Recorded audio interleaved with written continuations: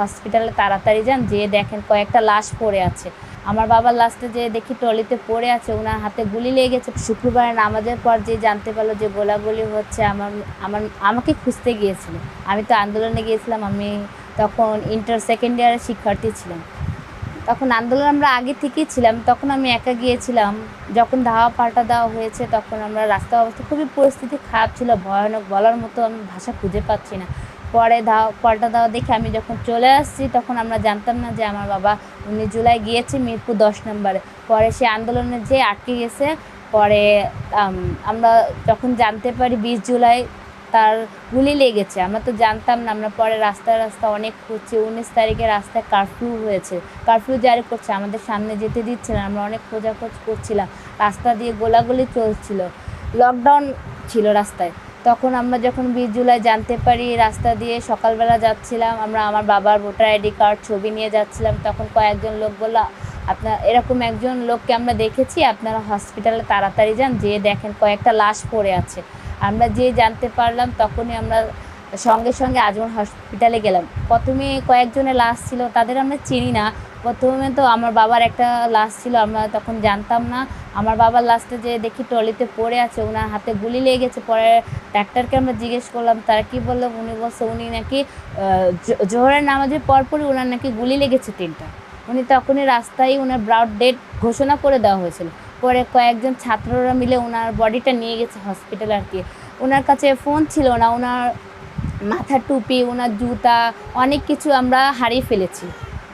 ওনার পাঞ্জাবিটাও ছিঁড়া ছিল যখন গুলি লেগেছিল। ডাক্তার তখন চিকিৎসা করলো, ওনার হাতে তখন ব্যান্ডেজের একটা, আপনারা এই যে ছবিতে দেখতে পাচ্ছেন, ওনার হাতে একটা ব্যান্ডেজ করা আছে। আর ওনার 3টা গুলি লেগেছে, ওনার হাতে বাঁ হাতে 2টা গুলি লেগেছে। তারপরে যে আরেকটা গুলি এসে যে তার পিঠে লাগলো, সে ঠাস করে তখনই পড়ে গেছিলো, তখনই তার স্পট ডেটটা চলে আসছিল।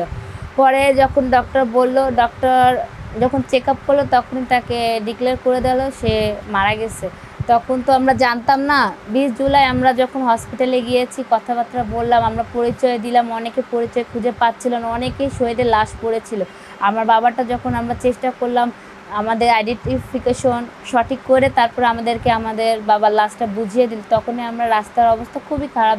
কিছু যে মিডিয়া ডেকে বলবো যে আমি স্টুডেন্ট, আমার বাবা শহীদ হয়েছে, কিছু বলার মতো আমাদের কোনো মানসিকতা ছিল না।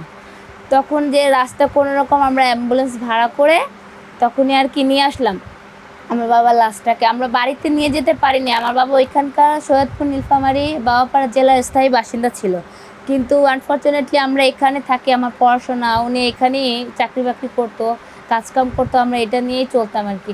তখন আমরা বাড়িতে নিতে পারিনি। তখন 20 জুলাই আমরা যখন তার খবর পেয়ে হসপিটাল থেকে তাকে নিয়ে আসছিলাম, এনে এলাকার মধ্যে ঢুকি, তখনই দেখি আর্মি, সেনাবাহিনী আমাদের রাস্তার কৃষিবিদ বা গলির সামনে দাঁড়িয়েছে। কিছু যে বলবো, আমাদের গাড়িটাও আসতে দিচ্ছিল না, আমরা অ্যাম্বুলেন্স নিয়ে আসছি।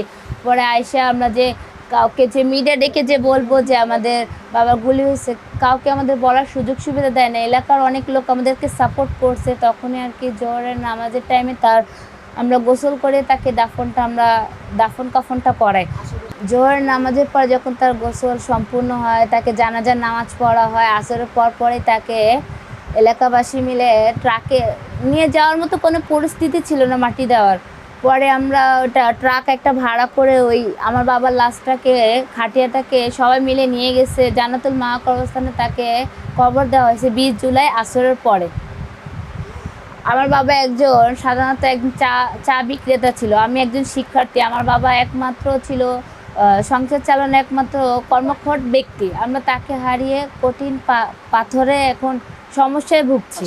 মানে এখন আমরা আছি, এখন সরকার অনুদান অনুযায়ী আমরা এখন চলতেছি মোটামুটি। তার পাশাপাশি আমি এখন টিউশনি করতেছি। আমার মা একজন বয়স্ক লোক, আপনারা দেখতেছেনই যে আমার বাবা একজন সংসার চালানো একজন কর্মক্ষম ব্যক্তি ছিল, সেই সংসারের একজন অভিভাবক ছিল।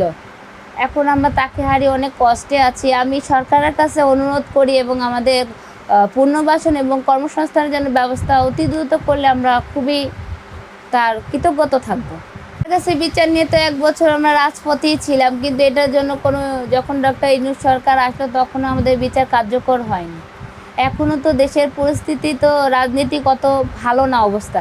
যখনই বিচারের কথা বলি একটা না একটা কোনো সমস্যা চলে আসে, এই সমস্যা ওই সমস্যা, জাতিসংঘের সমস্যা, যে কোনো সমস্যা এসে আমাদের বিচারটাকে অবহেলিত করে দিচ্ছে। এখন পর্যন্ত বিচার পাচ্ছি না। আমরা শহীদ হত্যার আহত জুলাই যোদ্ধা 1400 শহীদ পরিবার ও 22,000-এরও বেশি আহত জুলাই যোদ্ধারা ছিল, তারা এই পর্যন্ত কোনো বিচার পাচ্ছে না। অনেকে আবার আহত জুলাই যোদ্ধারা সুচিকিৎসা পাচ্ছে না, অনেকে চোখ হারিয়ে ফেলেছে, হাত পা হারিয়ে ফেলেছে, অনেকে শিশু 6 বছরের জাবির ওকে হারিয়ে অনেকে আবার করতেছে। বিচারের জন্য অনেক কার্যক্রম চলছে, কিন্তু এই পর্যন্ত আমি দৃশ্যমান কোনো বিচার দেখতে পাইনি।